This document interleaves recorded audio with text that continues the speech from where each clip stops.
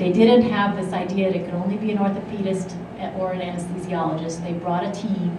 They brought even OBGYN, because guess what? There's pregnant people in an earthquake, and people will have their babies, you know, whether or not the earthquake has happened.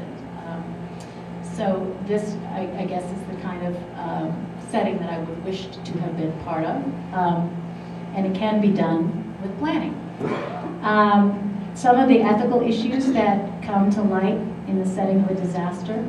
The World Medical Association has a statement about medical ethics in disasters, which is that the physician must act according to the needs of patients and the resources available. He or she should attempt to set an order of priorities for treatment that will save the greatest number of lives and restrict morbidity to a minimum. And that can kind of turn upside down what we're used to doing, just let's go to the sickest patient and do everything we can for that person first, the less sick people can wait. Well, if you use all your limited resources on that person who has a high likelihood of dying, then all these other people that would have had a chance of surviving had you focused on them are potentially going to lose their lives. So it's a little bit different approach to triage. And you have to remember that the people receiving care are not necessarily the most severely injured, but they should be the ones that are most likely going to benefit, because you do have resource limitations. So you all know that Haiti's a very poor country.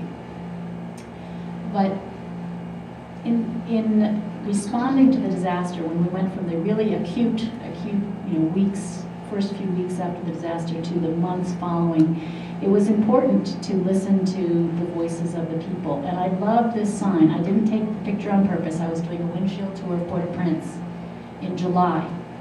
And I looked at this picture afterwards to analyze it. And these people had painted on the wall in 2 languages, English and Spanish. Remember, they're a French and Creole speaking country. But they wanted to make sure that all you aid workers got it. Now, listen, aid workers, this is what we need, and we're going to tell you in English and Spanish. We're going to give you 3 cell phone numbers here in case you didn't understand, so you can call us up. We need water, tents, food, and health.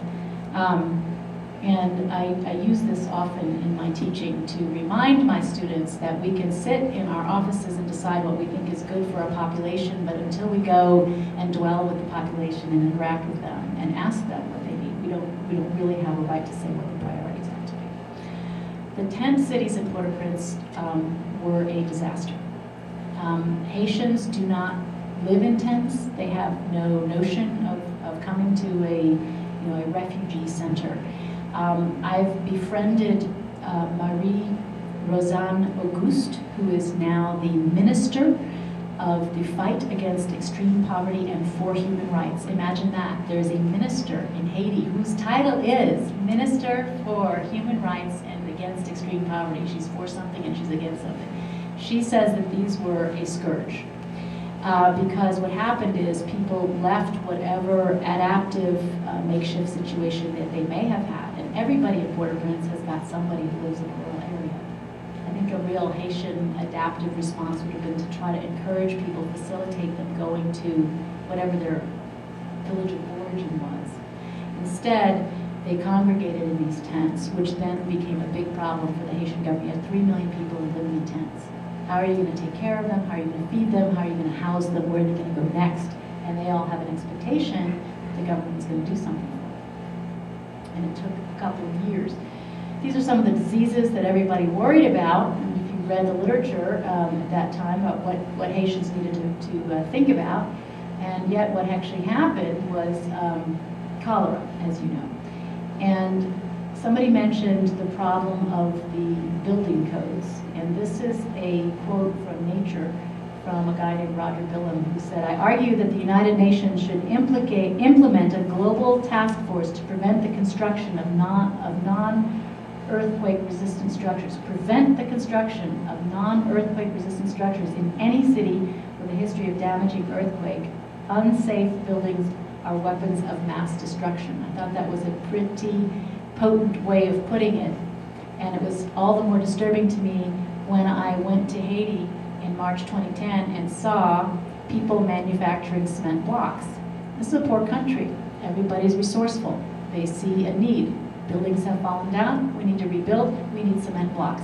Turns out there's a way of making cement blocks to make them more earthquake resistant. You have to have the right composition, and you have to put them in some sort of a shaker that shakes them to mix them up properly. Guess who's regulating these cement blocks that are being made in local mom and pop? Nobody. So that was very disheartening, actually, to know how important that was, and then to see what was happening. Mental health concerns after disaster are huge. After Katrina in New Orleans, there was a huge burden of depression, suicides, and yet there were very few mental health workers that came back to roost, and it didn't seem to have been high on anybody's priority list.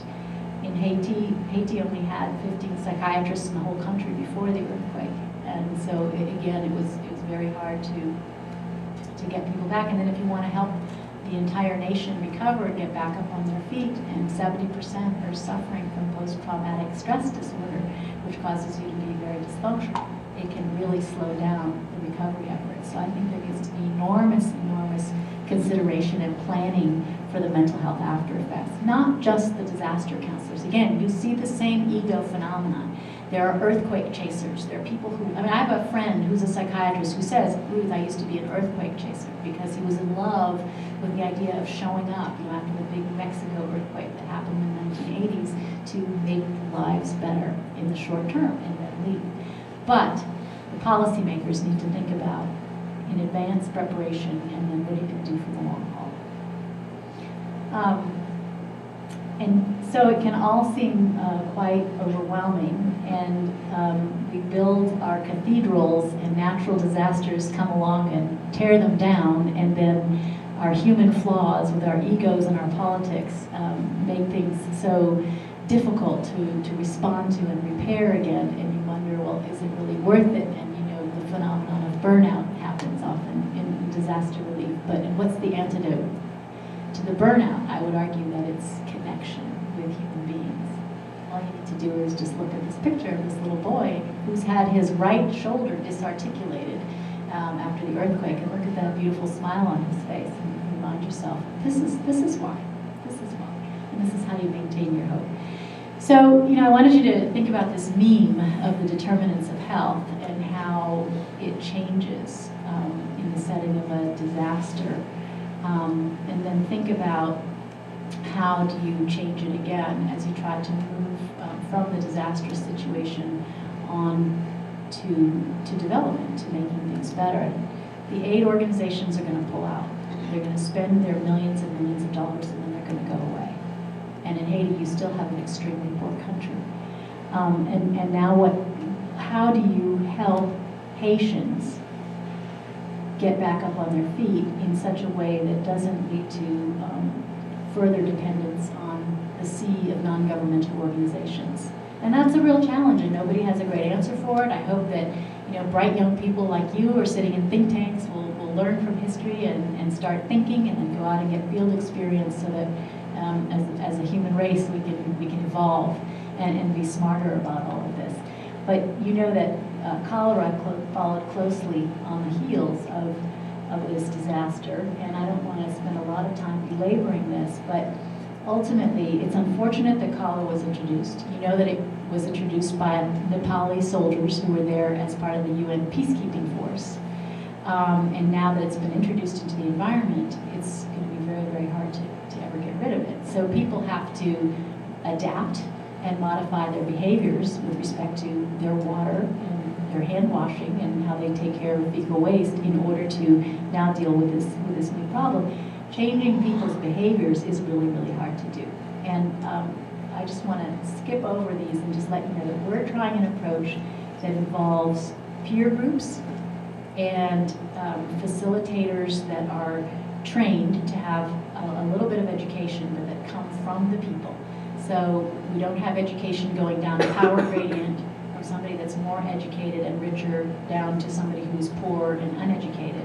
We try to pull people who have local moral authority and are locally respected and give them a little bit of training so that they can then help their peers engage in more healthful behaviors that can result in better health.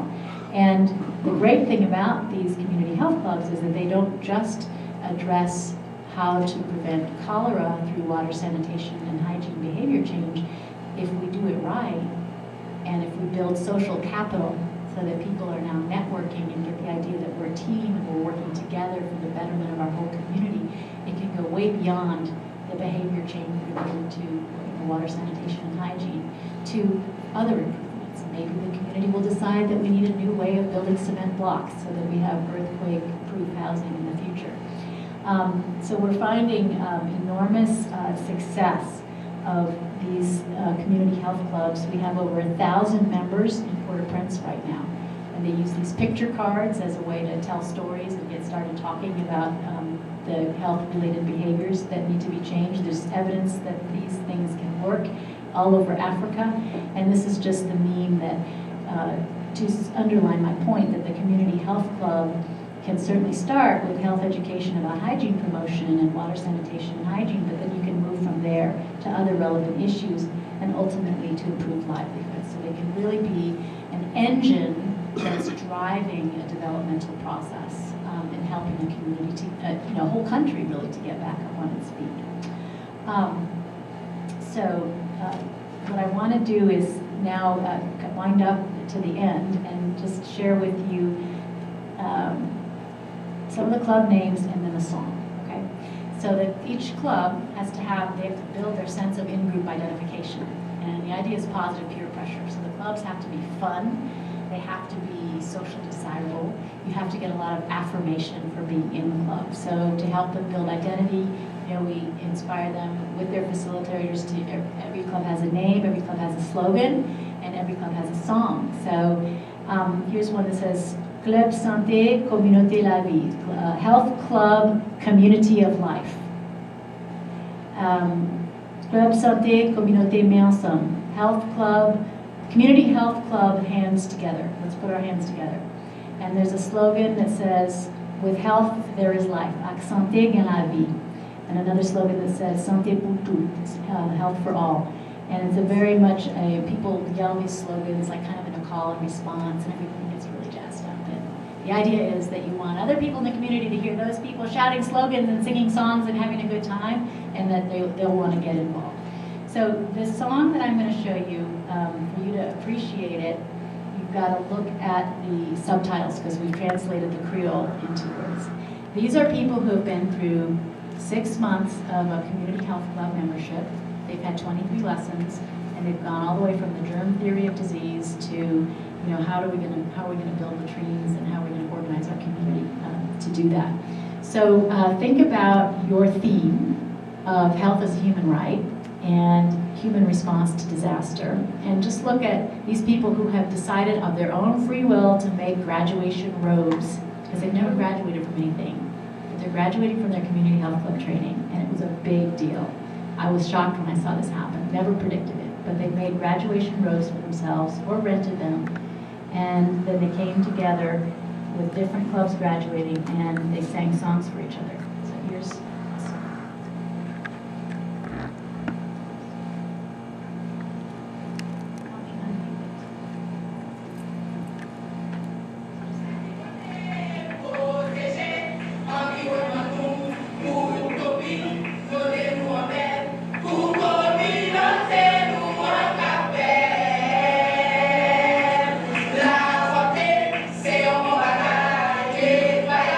C'est ça qui comptait.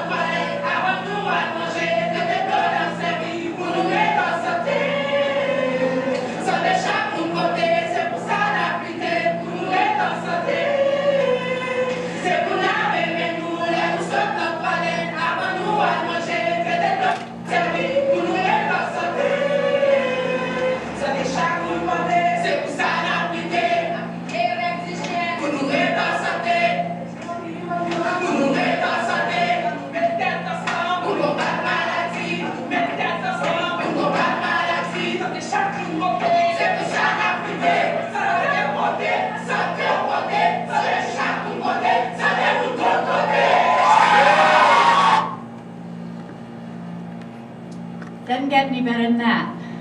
So I think that it really does need to, does bring home the point that there is a place for policy making and for think tanks, but at the end of the day, to help human communities be prepared to respond to disasters, there has to be a very grassroots level effort, and people have to own it, and they have to be passionate about it in order for it to be sustained. We have not given one penny to any of the facilitators. The only money that UTESCA has put into this program that has 1,000 club members is to print up the picture cards that people are using to do the facilitated community health education. And we partner with the Minister for the Fight Against Extreme Poverty to do graduations, and she provides food for people to kind of make it a special celebration. But that's it. So we're hoping that we're trying to do the opposite of what some of the aid organizations did when they created these tent cities that everybody became helpless and dependent upon, and create, just ignite a method of community organization so that people can start to pull themselves up on their bootstraps. So what questions do you have? Yes.